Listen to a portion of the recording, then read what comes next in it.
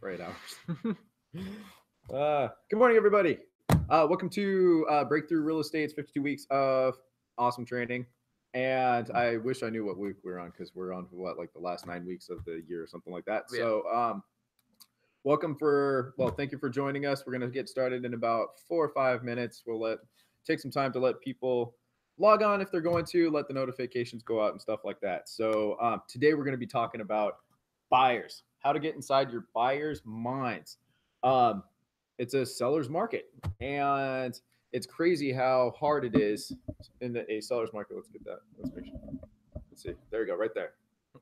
Perfect. In a seller's market, it's really tough to. It's tougher than you think to get the job done for buyers.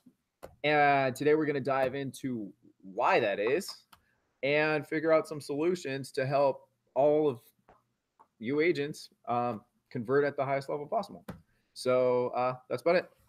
This is Jacob, by the way. I guess. He's an agent here. He's a newer agent. How long have you had your license total? Almost 2 years. Almost 2 years. Nice. And unfortunately, the first year or first brokerage didn't quite pan out as well as we would have hoped. Yeah. So we inherited him, and he's been awesome. I got a couple clients you're working with right now. Yeah, too, huh? yeah. And are any of them buyers? Both of them. One's There a you go. cash, and then one's hopefully pre-approved. I don't know which kind of loan though. There you go.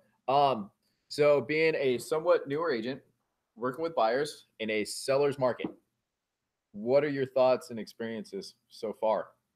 My experience has actually been pretty good. Both of my clients have actually been very nice people. Very understanding, right to the point of what they want. They're not diddle-dallying around, quote unquote beating around the bush.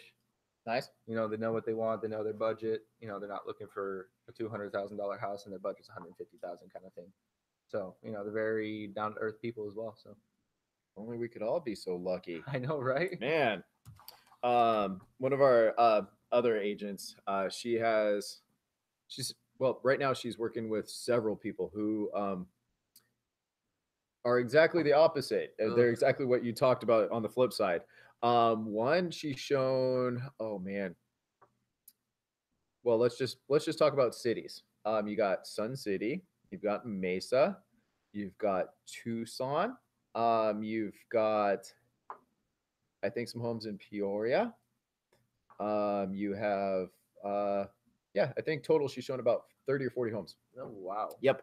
And they're well under $200,000 is what she's looking for, and expecting the world.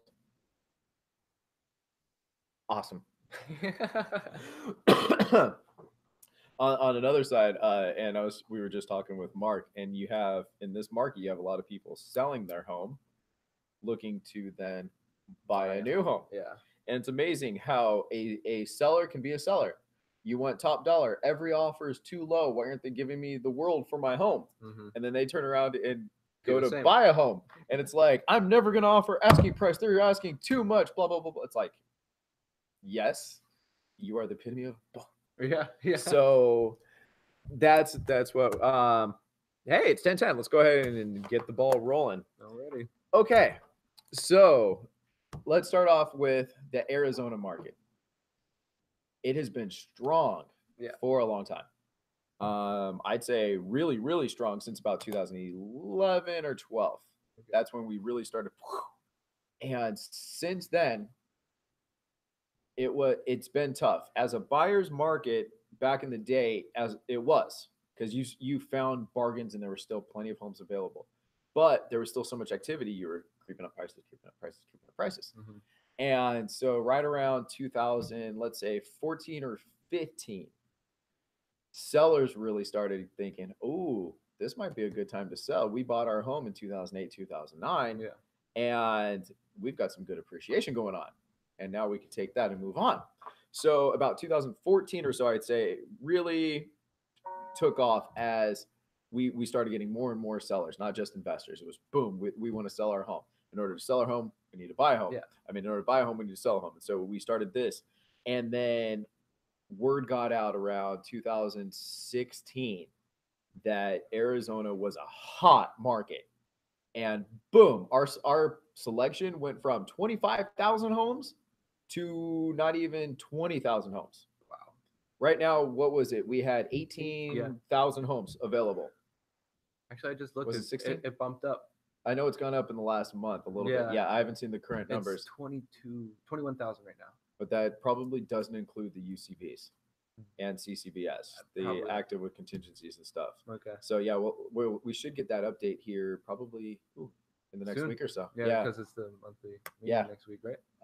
2 weeks. 2 weeks. The last monthly meeting for Breakthrough Agents, our end of the month meeting does fall on the 31st. So it's the very last day of the month. So it's not next Wednesday, it's the following Wednesday. Okay. On Halloween. Oh, that's right. Well, we'll try to make the meeting as scary as possible. Do a phone calling one then. We'll do a bunch of cold calling Yeah, randomly, right. make y'all get on the phone. So that'll terrify people. When it comes to the seller's market, right? So when we went from 20 some odd thousand homes, in a normal market, we have between 3 and 4 months supply. In Arizona, we average 8,000 homes, 8,000 sales a month. Let's just say that. So 3 months supply, 8, 16, 24.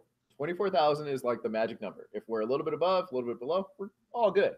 When we dip to 20,000 or below, there's no doubt about it. In the Maricopa County, that is a seller's market. We've got millions of people in the Phoenix area. Mhm. We need homes, Yeah. right? So that's where we've been hovering. And it's been hovering for so long that prices are going up, up, up, up, up, up, up, up, up. And now our average home is $250,000, $260,000. We don't have many homes below 200,000. There are too many homes over $1 million still. So we're talking, the majority of buyers, I would say, in Phoenix are between $250,000, maybe $350,000. That's your average buyer here in Phoenix. Okay. We do not have enough of those homes available, right? How, in your opinion, actually, I should have started off with this first. What is the average buyer's thought of today's market? As a buyer, okay, and you've got two that are pretty reasonable, Mhm. right? Are they under the impression there's a lot of homes available or not that many? To be quite honest, I don't really know. They didn't really ask, how many homes are available, kind of thing. Okay. But yeah, no. So have you had many talks about when they go to make their offer, what might have to happen? Have you had any of those conversations yet? Not yet. Perfect. So this is good timing for this training. That's awesome, because you're going to see when it comes time to make that purchase, that's probably when most of the walls will come up. It's really easy to look at homes, right? People might or may not have high expectations, but when it comes to pulling the trigger, that's when you're going to see walls go up, opinions come in, experts come in.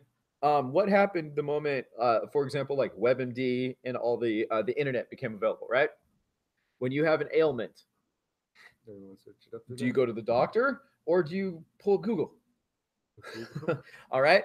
And when you talk to a friend, what you just read is what? A serious illness or something like that. Yeah. Or it's whatever you found. Hey, I just researched this. I got this. Yeah. Right? Oh, this is what's fact. May or may not be fact. May or may not be current. May or may not have been written by an expert. Yeah. Who knows, right? But people become the experts. If when it comes to selling your car, you do comps. When it comes to buying a home, you go online and you look. Okay. So who are the experts in our world? Then when you go online, what do most people see? The prices, and I don't know, to be honest with you. Well, what like when you go online, chances are which experts are going to pop up? Is it going to be you? Is your website going to be the first one they see? Oh, no. Or who are going to be the first websites that pop up usually? Most likely Zillow. Zillow, Trulia, Realtor, Yeah. all of those, right? How accurate? And this is where the CCBSs and UCBs come in, for example. Okay. We talked about this. So how many homes do we think are active right now? According to the MLS, 21,000. Okay. Let's say 21,000. And then let's just go off of last month. Okay. What percentage of them were UCB and CCBS? It was like 21%, 22%, something like that, Yeah. were UCB, UCBS. Yeah. So that's about 5,000, 4,000, let's just say. So let's go low. Let's get 4,000. Okay. So minus 4,000.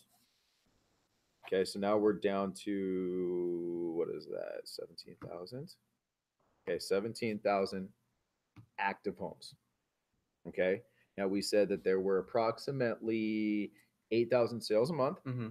8,000 sales a month transfers to a little over 16,000 is 2 months. So we have just a hair over 2 months supply, right? Yeah. Okay. So are you hearing right now about a quarter of the homes they see available?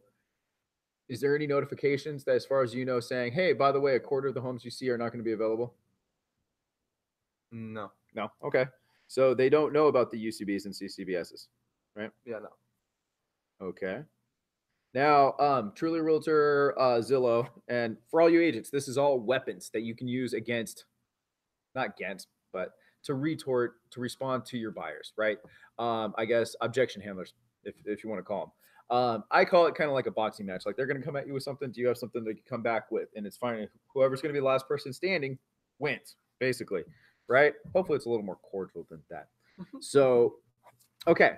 So we know that there's barely 2 months supply on the market. Okay. We know a quarter of them, approximately, a little bit less, let's say a fifth of them, okay, 20%, are that they see are not actually active. Mm-hmm. Okay. So we know that there's literally not enough supply. We know that about a fifth of what they're seeing is inaccurate. What kind of regulations are there? Can people go on to Zillow, Trulia, and some of those websites and actually edit listings information on there? I don't know. Can you? You can. Okay. Yeah. So is there any guarantee that what you see is accurate or up to date? No. It's like On those. Wikipedia. Okay. Exactly. All right. So perhaps accurate. We'll put it that way. May or may not be, but nobody knows unless somebody does research, right? Mhm. No way to tell. Okay. On the flip side, MLS. How regulated are we? Very. Okay. So the likelihood of information being somewhat accurate on the MLS is Highly probable. pretty good. Mhm. Okay. So we have the accurate information over here. Okay. Do we have CCBSs? Yes. We could weed those out, right? Yeah. So do we have absolute comps that we could actually apples to apples on? Mhm. Okay. So we have accurate comps. All right. Now on the flip side, what do they have? What their research is, Which is usually what they see. starts with a Z. It ends with estimate. Oh. The Zillow's estimate. Oh, those estimates. Everybody goes on and say, what does Zillow say? What does Zillow say? Zillow says this. Zillow says this. These estimates are, that's what most people use, right? And every website out there has their own version of it. Mm-hmm. Let's just say that, okay? Not very, because let's say you have granite countertops Mm-hmm. and your neighbor just sold, didn't. Is an automated program going to be able to factor that in? Probably. No. Let's say you are an interior lot, the neighbor behind you sold, but they back to a major street. Is it going to factor that in? No. You have a pool, they don't. Okay. You put in very, very high-end flooring, have the most cutting-edge paints, and your house looks absolutely spectacular. But your neighbor has literally just lived in his home for the last 20 years and hasn't touched it. That's a comp, but it's not going to know how to factor that comp in. Mm. Right? So there's a lot of reasons you need some critical thinking Okay. behind comps. Okay. Right?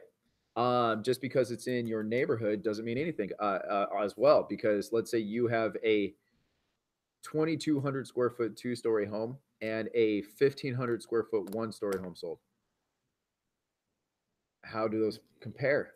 Not very well. I mean, price per square foot, you could figure it out the same, but a 2,200 square foot home may or may not be as desirable in that area as a 1-story home. Sun City, the 1-story home is going to sell for way more. Yeah. Surprise, people probably want the 2-story 2,200 square foot home more likely. Yeah. Right? So how do you factor those things in? There's a lot of other factors. Motivation. Okay. Yeah, that neighbor, did sell his home for 135, which totally killed your comps in your neighborhood. I am so sorry. They had to move. They literally were facing foreclosure, and so they were forced to make a bad decision. But that home is this, that, and the other. Really, and it factors in, but their motivation does not necessarily have to drive it back down if you have 8 other sales. Mm-hmm. But in Zillow's estimates, they're going to factor that in as an average and take into account. Okay. There are so many factors. I see. We could go on for a Okay. lot. That is the value of us, hands down. That is the value of us. Now, okay, so you have his estimates. Okay, so could be accurate. The likelihood of it being as accurate as you would want it to be or needed to be. If I was going to make an offer on a home, wouldn't trust it. If I was going to use it for selling my home and wanting to make sure I get top dollar, I would not trust it. I would definitely want a person behind those comps. Okay, so going back to it. So we have the accurate information. Okay, so from the very, very beginning, talking about those other ones in the proper way while letting them know the right information. You can't just come out barging out saying, hey, Zillow bites butt. Don't use it. That's not going to work. You have to be sensitive. Hey, Mr. and Mrs. Buyer, by the way, I know that there's a lot of websites out there. And by the way, I really, really appreciate you using my website, by the way. And really, really, I would like to strongly urge you to consider the MLS, the portal that I set up. All right. And we talked about it when I first set up, and you go through that. But what you go through is basically all of this. The MLS is where everybody else gets their information from. Mm-hmm. If it's not in the MLS, it can't get exported out to Realtor and Zillow and all those other things because they literally just steal it from it. Mm-hmm. Right? So that takes time. Next, there's no guarantees as far as what's in there after the fact. If people can change pictures, they can change verbiage, they can do a lot of different stuff. And it may or may not actually still be active at all. Right now, we have a lot of people, and this is perfect segue. High five, thank you. Right now, we have so many people in the valley because where home prices are, your average seller is trying to, sell their home for $250,000, $260,000 and try to buy like a $300,000 home. Most people in Phoenix have to sell their current home to be able to qualify for that bigger, more expensive home, right? And because of that, it's called a contingency because they have to sell this home in order to qualify for this home. Okay. That's your average home. So that's why in the MLS, you'll see all these CCBSs, UCBs, under contract, accepting backups, or this contract is contingent upon the buyer selling their home, right? And all of those wonderfully show up active on just about every other website. So 1 out of 5 homes you see is probably already under contract. Even if you love that home, write them a cash offer, $10,000 over asking price, they wouldn't be able to just cancel and accept your offer. So while it's active, it's really, really not. So even though they're saying that they're accepting backups, they're really not? They're accepting backups.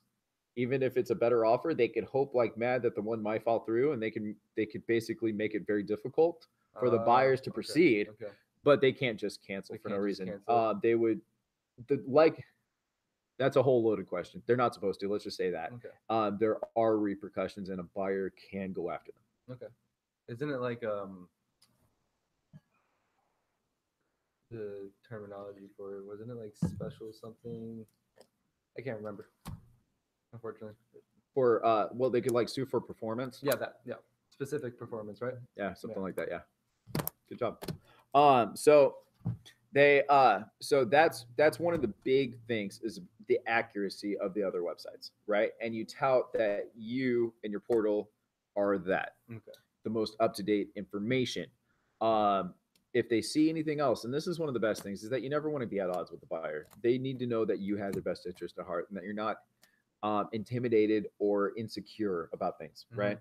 So if you say, look, other websites are awesome and they're very convenient. So if you see anything, please just send it to me first. And if it's available, wonderful. We'll be the first people out to see it and it'll be great. But just send it to me first because unfortunately with what's going on, there is a legitimate chance it may already be under contract or something like that. So before we go out and see it, let's just make sure we have all the ducks in a row. Okay. If it's available, we will be the first people out to see it. Promise. And move on. Right? You just you don't want them to think that they're missing out. Yeah. That is where let's go ahead and get into the first topic. Officially, fear. Buyers operate out of a mode of fear, right? Why would they not? What issues might they have with your portal, for example? And there's one huge thing that people operate from. If I'm stuck looking here, that might mean that what I love might be Out here. out there, and I'm missing out. Okay. Buyers are afraid of missing out. Yeah. If you can solve that need, they will trust you. If you fight them on that, they will consider you a salesman. Mm-hmm. And that is one of the biggest things to overcome right off the bat is getting into your buyers' minds that you're all on the same side. We're all on the same team, and this is how we're going to get the job done today in today's market.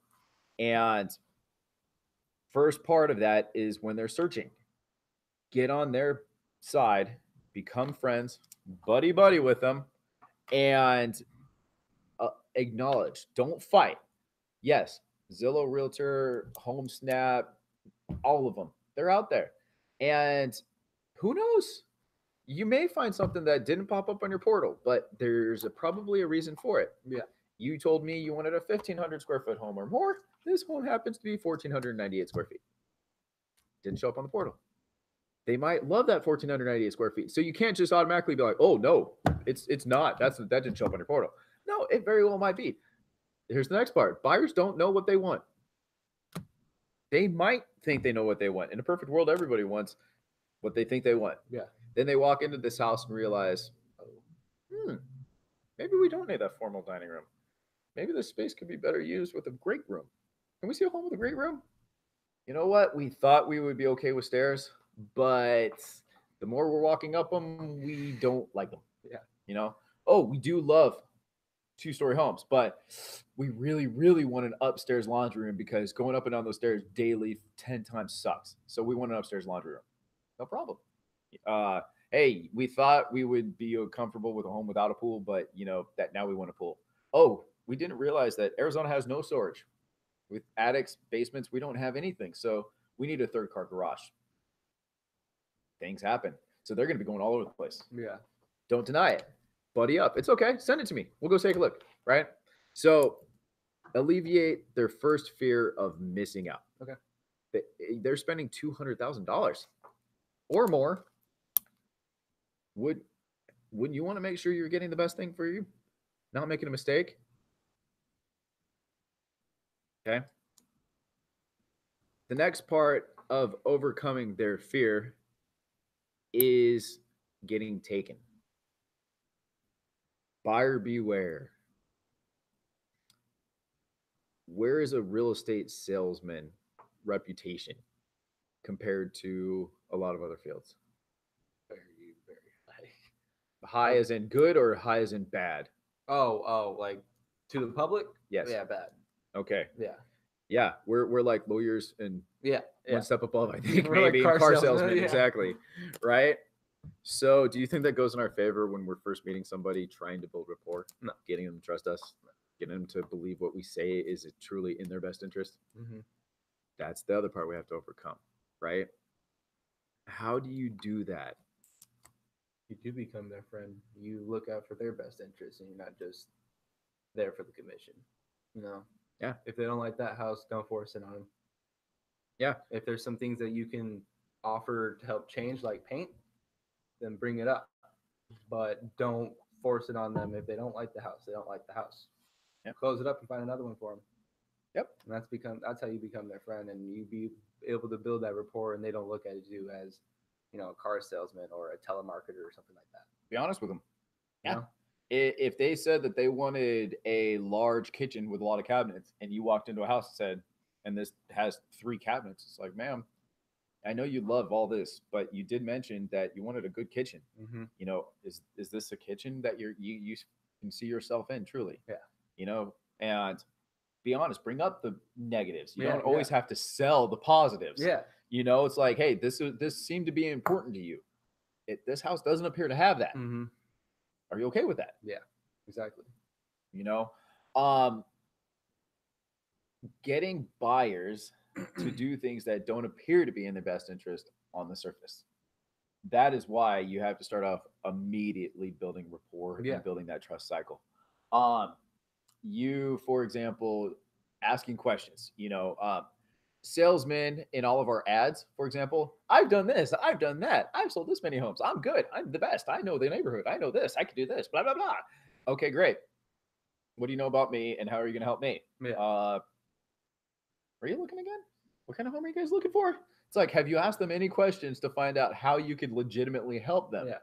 Okay. And what's that time honored idea? People don't care how much you know until they know how much you care. Mm-hmm. Well, how do you show people you care? By showing compassion and becoming their friend, And building the rapport from the beginning. and how do we do that in our world? You didn't Mhm. know this person 5 minutes ago. You're walking up to them. Hey, my name's Jacob. I'm with Breakthrough Real Estate. Mm-hmm. Nice to meet you, Mr. and Mrs. Smith. Then what do you do? I'm a great salesman. I'm going to sell you a great home. I'm sold 12 homes in this neighborhood, by the way. Blah, blah, blah, You're blah, gonna blah. start asking questions of what they want, Exactly. You ask them questions. their wants and needs. Yeah. And guess what? They're not going to know a dang thing about you, but they're going to love you to death because they know you care about them more than anything. Mm-hmm. Right? You're not just trying to put the attention on yourself. Yep. And one of the tricks that you can and possibly, whenever possible, should use are stories of other clients. Okay. Not you. Hey, I did this with some people. No, no, no. Hey, last month, Mr. and Mrs. Jones over here were trying to buy a home. Guess what? It was close to this neighborhood. When they went to submit their offer, there were 4 other offers on that home. It was insane, right? So Mr. and Mrs. Jones ended up having to write a letter to the sellers, put their picture inside of it, with them holding their dog to make sure that their offer stood out above everybody else. Can you believe that happened? And guess what? So we went through. They got the home exactly, right? Okay. How is that story compared to? By the way, Mr. and Mrs. Jones, you're Mr. and Mrs. Smith. Mr. and Mrs. Smith, when you guys go to submit your offer, there's probably going to be 4 or 5 different offers on the property. So we're going to need to submit an offer to make sure, or a letter to make sure that your offer stands out better than the others. Okay. It, it's which one's better? The more exciting one. Exactly. Oh, it gets them thinking. It's not me forcing you to do anything. It's like, what, huh? It's like I had to do a letter. Yeah. Or Or the the shows best. the creativity of another client. Yep. And what they might have had to do to get their offer accepted by letting them know that. What did they know? This neighborhood's hopping. There might be 4 or 5 offers. We gotta Whoa. get going. See, you're not telling them that because later on you're probably gonna end up having a conversation. Mr. and Mrs. Jones, there's 4 offers on this property. 1 or 2 of them may actually be over asking price. I think we're gonna have to come in about $12,000 over asking price. Sound good? Okay, wait. This home's listed for $200,000. You're saying we need to come in over $200,000. They're only asking $200,000. I'm not going to pay over asking price. Are you kidding me? That's one of the hardest things in the world to talk about, right? But if you've stacked the deck, you're not going to have any problems because you've helped them and they know what they have to do, right? So if you show them in the beginning, they'll know at the end.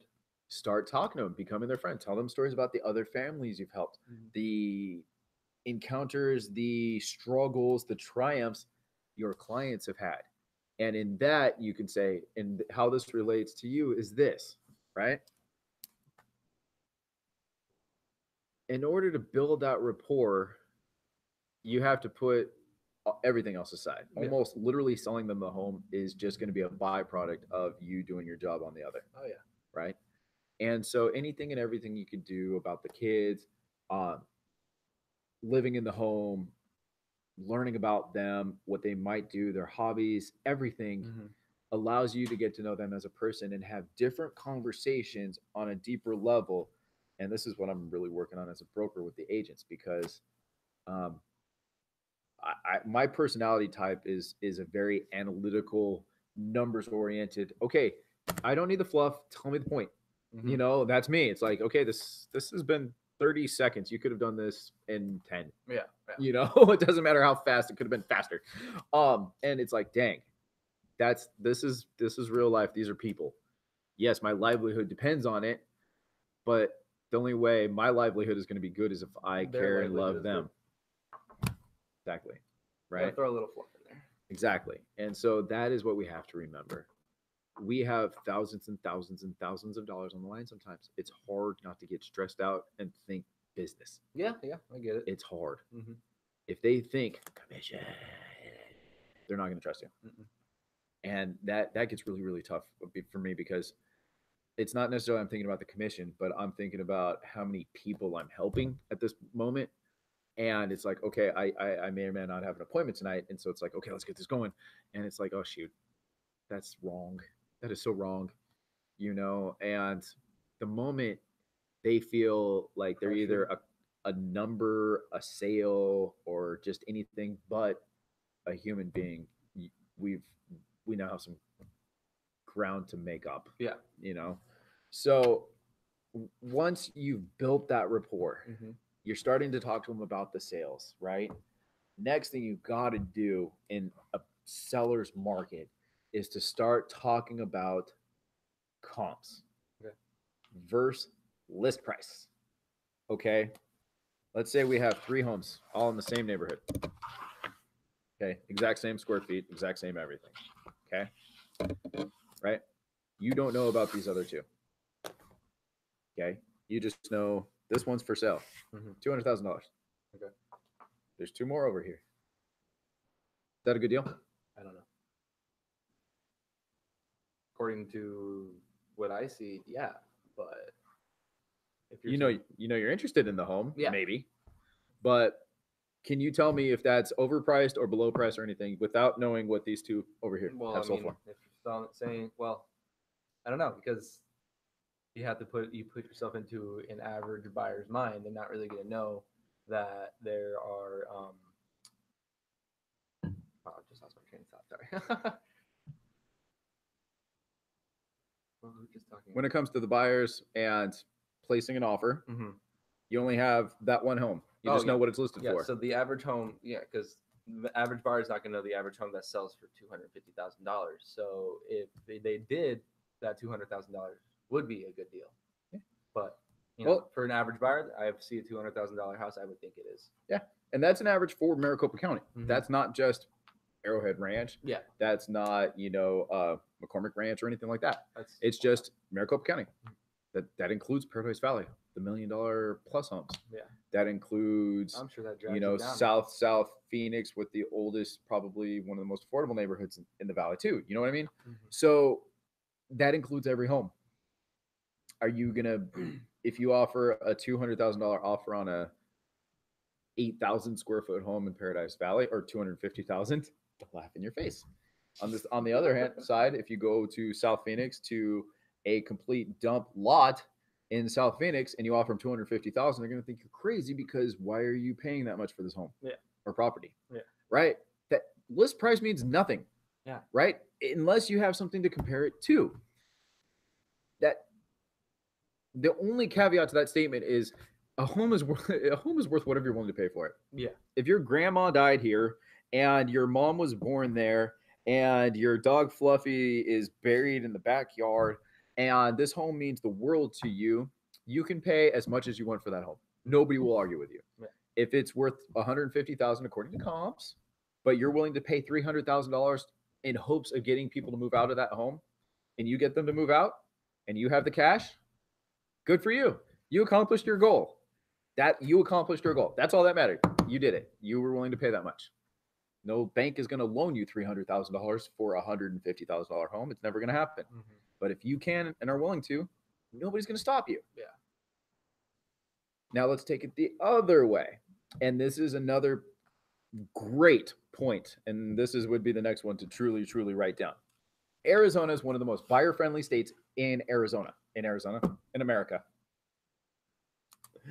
Arizona, the Phoenix area, because of what we went through, our contract is so buyer friendly that if they trust us and work with us in the contract with our timelines, dates, how we have to do stuff with the paperwork, they will be so protected, and the likelihood of them losing their earnest money is so small if we do our job. Mhm. Of course, we have to do our job. We have to know our contract. We have to know our timelines. Yeah. There's no doubt about that. Yeah. Commissionectomies are never pretty. So, that being said, if a buyer is scared that they have to purchase a home as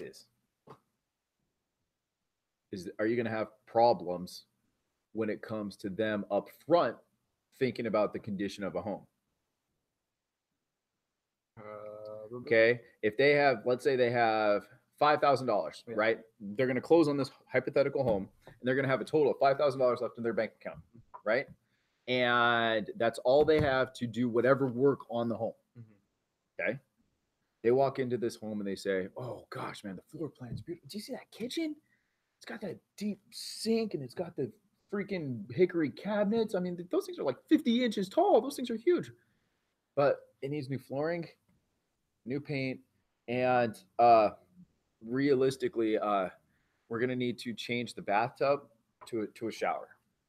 Okay, That's not it's like, shoot. Well, we only have $5,000. Okay, not knowing that they might be able to finagle not closing costs. Do buyers always have to pay closing costs out of pocket? Not necessarily. Would that put money back into their pocket to repair over here potentially? Yeah. Okay. Now, if the sellers are willing to credit them money at closing, is that more money in their pocket? Okay. Now, without knowing comps, could this home be overpriced and we might be able to get a discount? Good. Okay. Now, the sellers, how long has it been listed? Could that factor into our offer a little bit? What have the neighbors sold for? Did they get concessions or not? Could that factor in?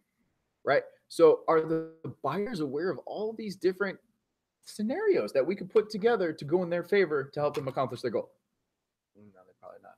No. What do they think? That what they get is what they get, right? Yeah. And we might get stuck with more. Right. Do they know that right off the bat, do most know about a 10-day inspection period? Probably not. Do most know about an appraisal contingency specifically? Probably not. Final walkthrough? HOA CC&Rs? I mean, maybe, but Okay. probably not. These are all things that can help a buyer trust you and alleviate fear in a seller's market. Okay. If you don't know the ins and outs of each one of those, learn them. Yeah. Because they will make your clients feel so at ease and trust you, because it is a buyer beware, as in do your due diligence. Okay.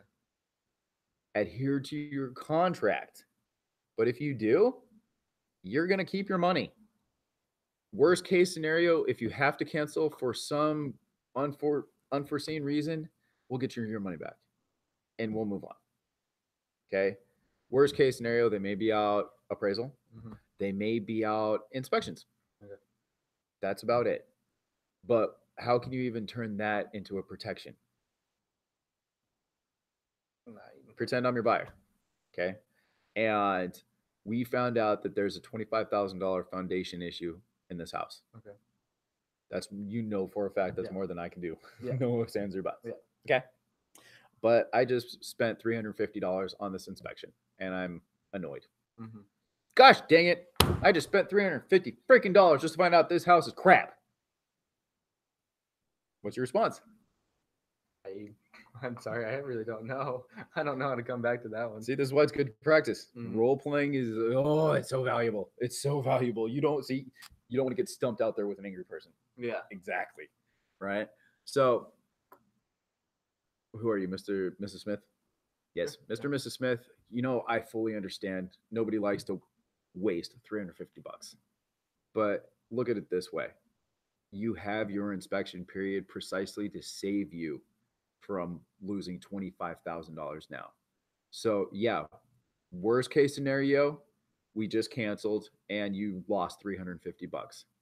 But best case scenario, you just protected yourself from buying this home and getting into a $25,000 repair. Yeah.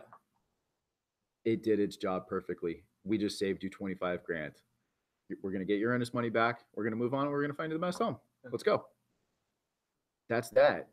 Best case scenario, you saved yourself $25,000. Worst case scenario, the home was perfect. We wasted $350. Dang it. The home was perfect. I didn't need to spend that money. Oh man, that sucks. But guess what? You just verified you got a perfect home. Imagine if we would have found out that it needed a new AC unit. Yeah, that's it. You might have had to cancel. But that's why we do it. Worst case scenario, you wasted $350. Best case scenario, you saved yourself thousands. Yeah. Okay. All right. Helps them understand entirely, right? So knowing the outs, right? Okay, so let's get back to the comps really fast. So we have comps. On there, you see that you have the home listed, right? You have what it was listed for. Okay. You had what it was originally listed for. Okay. OLP. Then you have its list price, right? That's what it was listed for when they wrote the offer. Okay. And then you have, last but not least, sales price. Okay. So let's just make one up. Let's say original list price, 300. List price, 250. Sales price, 225. Okay. 250,000 sold for 225. What percent of list price did it sell for? What percent? Yeah, you got 25,000 off of 250. What is that? A quarter? 90%. Oh, okay. Sold for 90%. Okay. If a home, you walk up to the house now, our home is listed for 245. Just to make it easy, apple to apple, 100%. Okay. 245. They know that this home sold for 225. Okay. What is the quote unquote fair value for that home at this point in time? 225 now. Somewhere between here and here, right? Yeah. Without knowing any other details, somewhere between 225 and where it's listed for. Yeah. Okay. Now, let's say we have same home listed for 250. I mean, ours is listed for 245. Okay. But now let's take out just the one comp and let's make it 10 homes that on average sold for 247.5 over the course of 10. That was the average.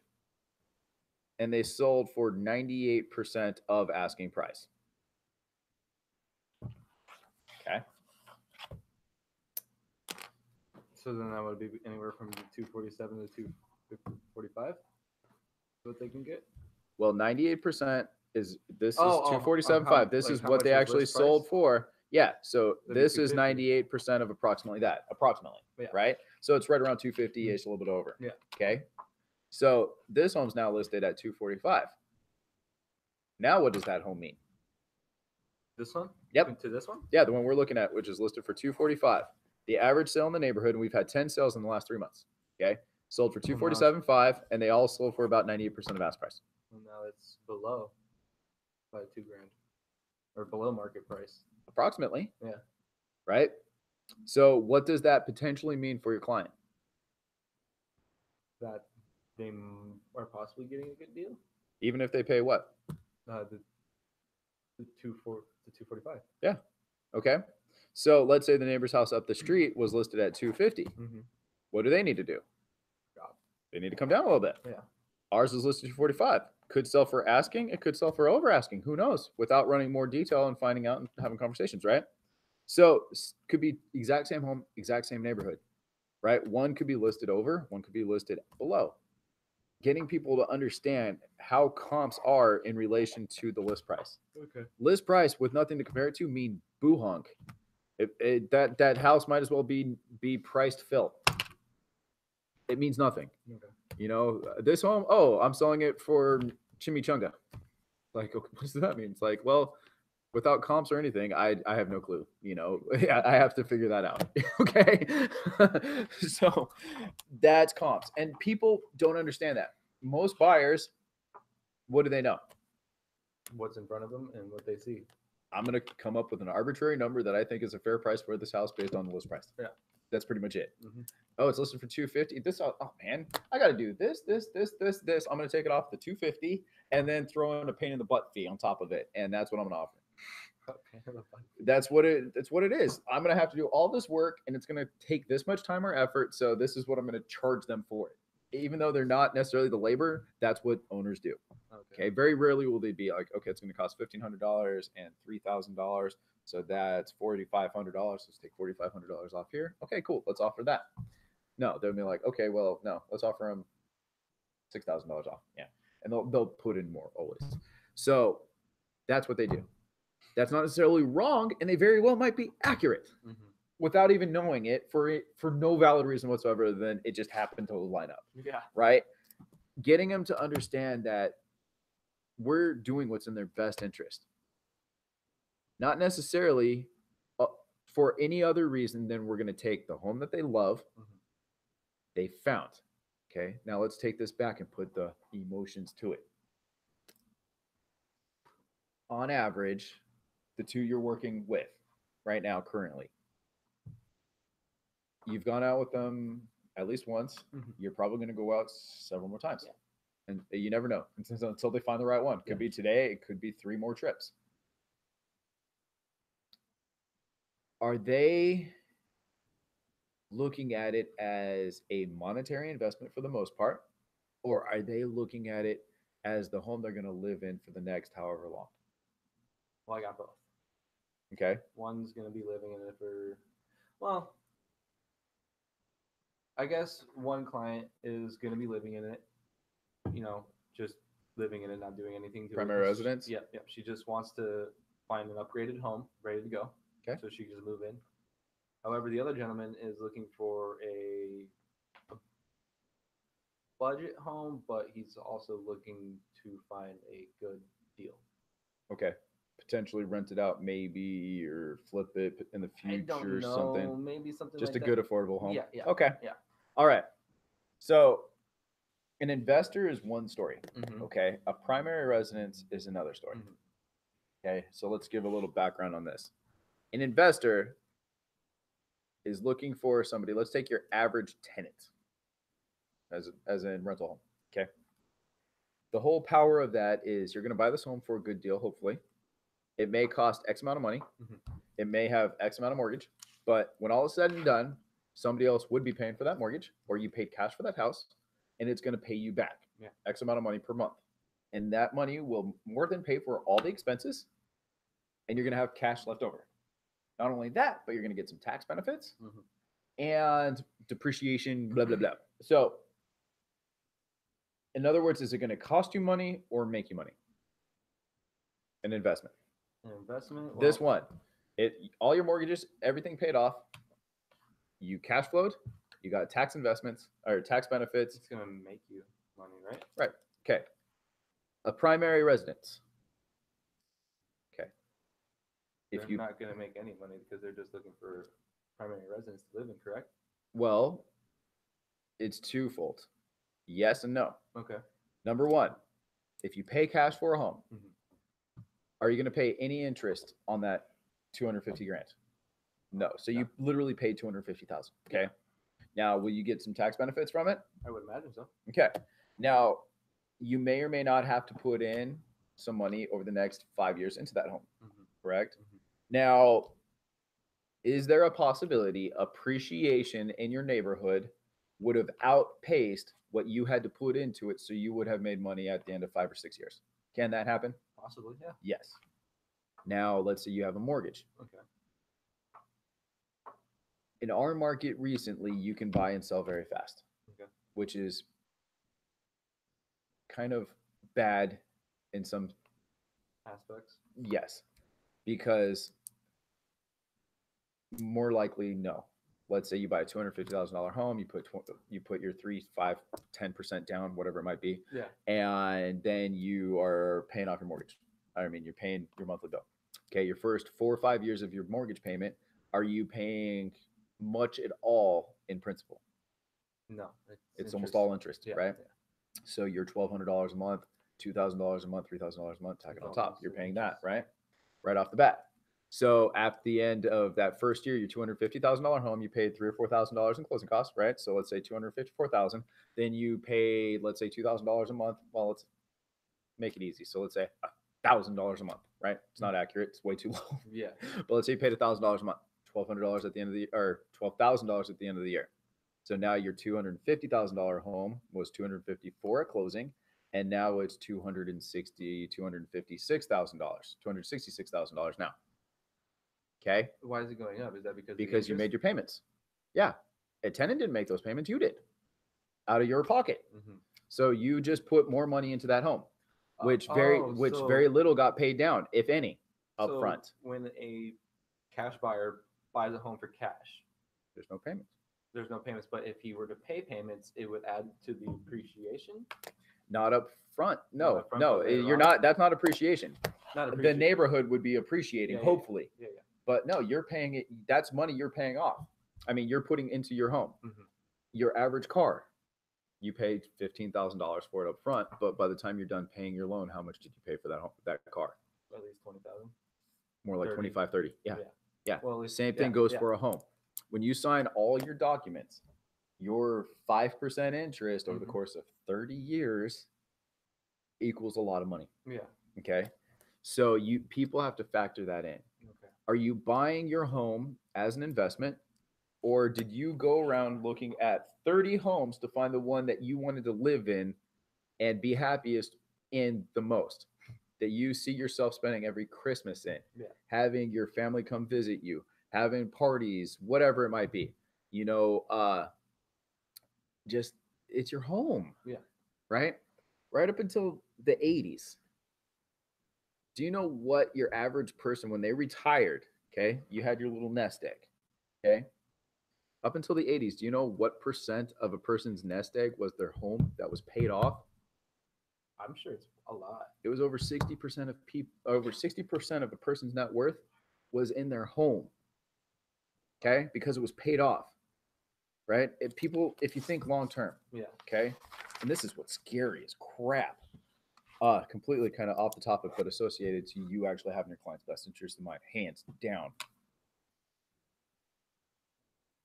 Your average person today is going to be on a fixed income when they retire. Your average person today is not prepared for the future. Mm-hmm. They are setting themselves up for a very hard time. Your average person today is not set to pay off their home. The average person today is not paying off a vehicle. Okay. Let's say you're making $50,000 a year. Yeah, you could afford your couple $100 a month car payment, and you could afford your $1,200 a month mortgage. No problem, right? Tomorrow, you get hit by a car. God forbid. Okay. You're now going to go on disability, fixed income for the rest of your life. That fixed income may or may not actually keep up with inflation in society. So you just went from making $1,000 a week to $1,600 a month. Okay. You have a $1,200 a month mortgage. Do you think that you not having a mortgage payment, so you actually got to keep $1,200 a month, but still have a home? Do you think that would be valuable when you're 65 years old, have medical bills, are relying on your fixed income, and you're stuck? Oh yeah, definitely. That's okay. Very reliable. How much security is it knowing that, dang, I just have to basically pay taxes and HOA on my home, basically, other than, repairs and stuff. But okay, that was our grandparents' security. Literally, right up until our parents, that was your average adult, was they bought a home, lived in it because it was their home. That's my grandma. It wasn't an investment. It is an investment in your future. But your primary residence was never meant to be that kind of investment. You have other sources of real estate which are those investments, not your primary residence. That was what got us into trouble in 2005. People were buying their primary residence not to live in or pay off. They literally bought it to sell it in months, potentially a year. It wasn't to live in. They were not factoring in having a tenant pay off any of the expenses in the meantime. Many of them did not even include closing costs. Many of them didn't include oh, if I sell this home now, I'm going to have to find a down payment in my next home and have that payment down. Where am I going to find my next deal? I sold this one for this. Guess what? You're going to have to buy that home, your next home in the same market. Are you going to find that same better deal down here to make that profit? It gets tougher and tougher and tougher, right? Is that a good call for your future, for your life, for your livelihood? Mm-hmm. Knowing that Social Security may or may not be there when we may need it. You know, it's ridiculous. And so it's imperative that people buy their home for the right reason.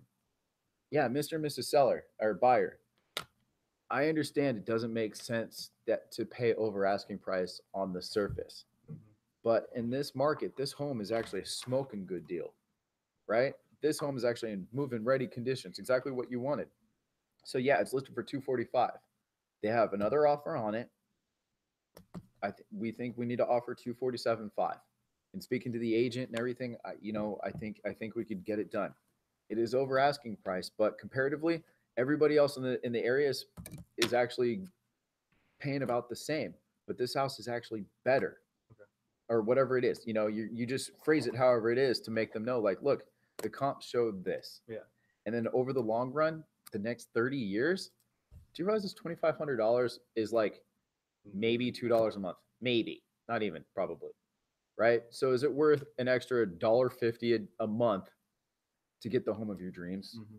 knowing you're probably going to be here for 15 years? Yeah. If you put it in the context of what they're going to be doing, it helps. Helping people understand why our parents bought homes, why our grandparents bought homes, that it's security. Guess what? If you didn't have a mortgage payment, let's say they did a 10-year to 15-year mortgage, okay? Mm-hmm. Paid it off really fast, okay? Bought a car. And this is a quick Dave Ramsey whole investment thing. Bought a car, older car, paid it off. Buy a cheap car, doesn't matter. Pay it off, okay? You would be saving $1,500 plus a month, okay? If you take that $1,500 a month and save for a down payment on a rental property, in which case you can actually buy one with an FHA loan or different loans. So you can get it as little as 5% down. $200,000, 5% down is 10,000 or 1,000? 10,000, right? 10,000. Yeah. You're saving $1,500 a month. Can you buy a rental property after 1 year? Oh yeah, definitely. Okay, and then would you be cash flowing off of that property? Oh yeah. Okay, Making so that.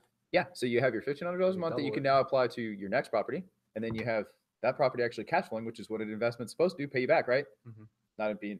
You're not supposed to pay an investment. Oh, it pays you back. Oh, okay. So that's the difference between a primary residence and an investment property.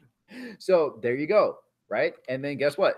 Next year, you now have, instead of $1,500 a month, let's say you have $1,800 a month you're cash flowing. And what kind of property can you buy that next year? And then that next year, you're going to have $2,200 a month you're cash flowing. Now, what kind of property can you buy?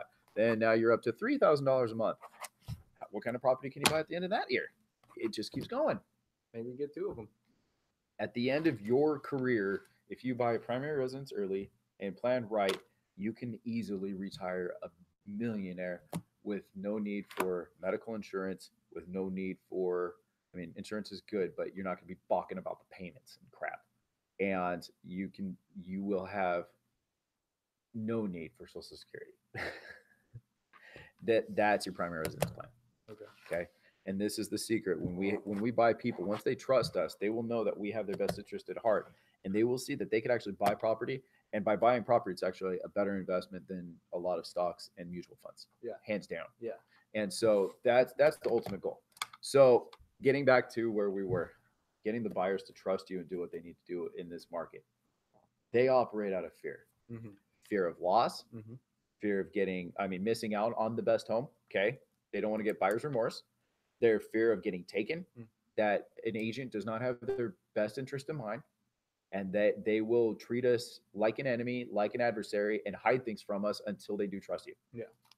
The next thing, that they're scared of getting a bad deal on the property that they love, that people are out to get them, and that they're not going to get the greatest deal, and they have to it's just frustrating how people have been burned in so many industries that They will question every Everything. step of the process, every step of the comps, every step of everything.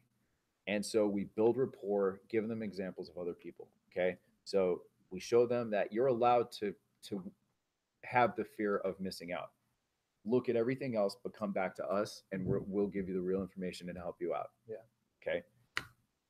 I know you're scared of salesmen. You don't have to be scared of me.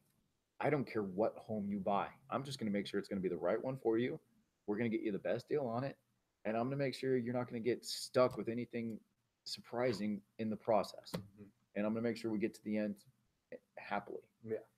And by the way, my kids go to the same school. Like, you build a rapport. Okay. On top of that, look, I know you're scared of getting taken. People are scared of buying a huge purchase. This is $200,000. Buyer's remorse is one thing. Afraid you're going to get taken and screwed, and you're going to buy this lemon of a home, or this mortgage is going to go bad, and that everybody in there is conspiring against you. I understand all those fears. Here's the reality of the situation. We have one of the most buyer-friendly contracts in the world. You have, because of the fall of the market, you actually have 3 days to look at all your loans, and you can back out at any point in time. You have your loan contingency, you have your inspection contingency, you have your CC&R contingency. Each one of those are outs. We're going to hire an inspector.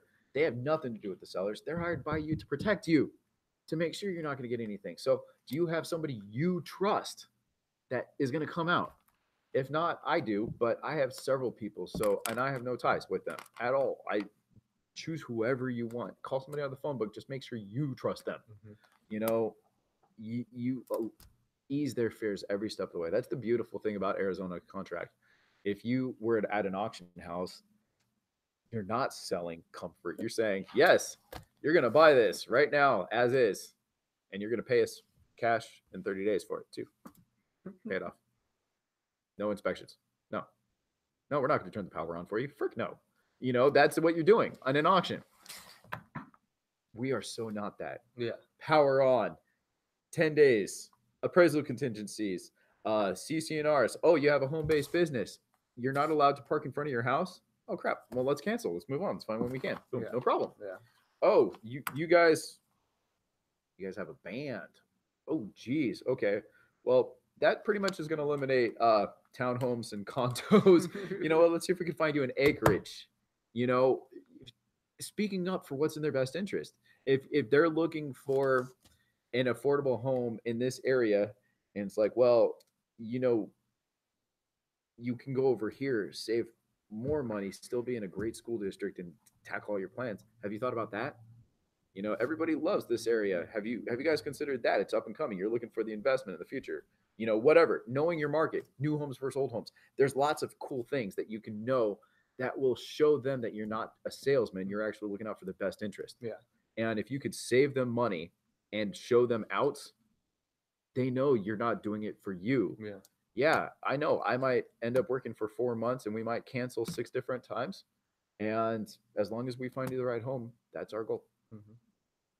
And guess what? 4 years from now, when you're ready to sell this one, I'm still going to be here. And we're going to do that one too. It's not just the short term. We're friends. We're, whatever. So making them at ease when it comes to the contract and showing them all their outs. If they know it's not a buyer beware, that, yeah, if this home doesn't appraise, there's one of my favorite ones. If this home, okay, let's say they're getting ready to offer over asking price. Okay. You got them to do it, but they're like, man, I'm just not sure. I'm really scared. It's like, okay, Mr. and Mrs. Smith, I understand entirely. Here's the good news about your loan. If your loan doesn't appraise by the bank, okay, they're the ones that are loaning you the money. It's not your money that's at risk. It's their money that they're risking, right? So they're going to send somebody out to make sure that this home is worth what they want. Yeah. They learned their lesson in 2008. They're actually coming in very conservative now. Okay. If anything, it's going to not appraise more than it will appraise if we're skirting the edge. So guess what that means for you? What does that mean? I don't know. Yeah. If it appraises, for a fact you got a good deal because it appraised. Yeah. That bank is not going to let one penny go to waste right now. Mm-hmm. Guess what? If it doesn't appraise, we're going to come back to the sellers and say, this is what it appraised for. This is what we're willing to pay. And you know what? There's a really good chance they're just going to accept that. Yeah. Can't guarantee it, but there's a really good chance they will. So if it appraises, you know you got a good deal. If it doesn't appraise, we're going to get a discount and we're going to get you that good deal. Mm-hmm.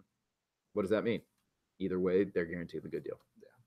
They're guaranteed that they're not going to get screwed. Yep. And if they won't accept that amount, guess what? We get our money back. Move on. Okay. So there's no forcing anything. They every step of the way. Right? To the day before, final walkthrough. I'm scared they're going to take out all the appliances. We're going to do a final walkthrough, and it's not going to close if they did one bad thing. Yeah. You know? So aligning yourself along that line. Okay. Right? And then once you've gotten that far, explain the market, explain the comps. You know, you've gotten everything done. Sorry, we've already got it under contract at that point in time, getting ready to close, but walk them through the whole process. Then you go into the future and help them with their future. Okay. We can be their trusted advisor. We can be their trusted friends, and we could help them make some wonderful investments.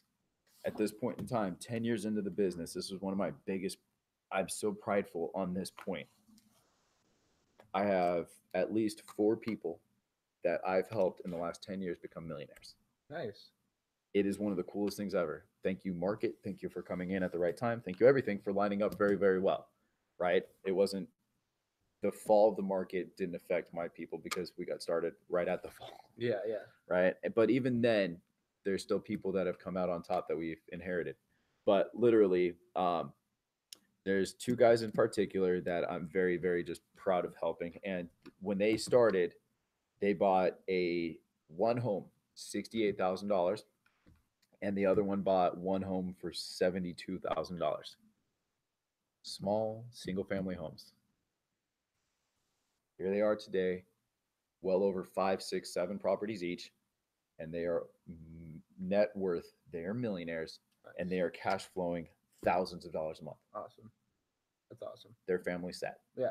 And they're just continuing to build at this point. Having the dream. The homes are paying for themselves, which are allowing them to continue to invest. Keep getting more. Yeah. It's amazing. That's awesome. Yeah. And are we buddies for life now? Oh, yeah. Probably. Yeah. Yeah. And that's what's wonderful. So that's the tricks to getting into the buyer's heads. And the better you can do it, the more success you're going to have. Absolutely. So, right. That's today's training, guys. If this was useful, please like, share, follow us on Facebook, follow us on YouTube. Breakthrough's always looking for awesome agents. So if you need anything, give me a call. Love to chat with you. Call the office, or my email's josh@brepm.com. And have a great week.